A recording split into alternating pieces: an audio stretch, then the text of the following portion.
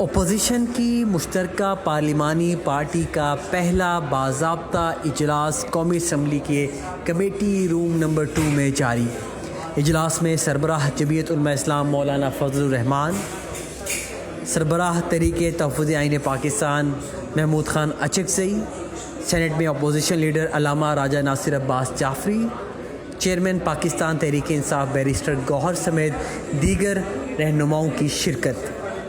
مولانا فضل الرحمان کا یہ کہنا ہے کہ چونکہ حکومت جو قانون سازی کر رہی ہے اپوزیشن کو اس سے شدید اختلافات ہیں، اسی وجہ کے تحت اپوزیشن نے حکومت کا قانون سازی کے حوالے سے راستہ روکنے کے لیے یہ متحدہ اجلاس بلایا ہے اور ایک اتفاق رائے قائم کرنے کی کوشش کی جا رہی ہے۔